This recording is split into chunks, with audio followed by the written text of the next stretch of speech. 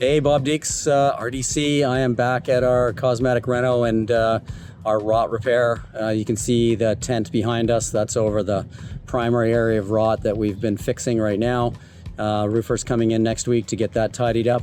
But we also have discovered that there are small rot areas in many other places on the roof.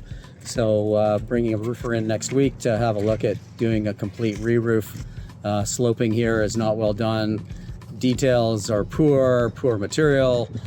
So coming back to redo this, we will improve the slope, put a better quality material down, and make sure the detailing is done right so that there are no further leaks in the future. So let's go on inside the tent there and have a quick look at what's been done to date.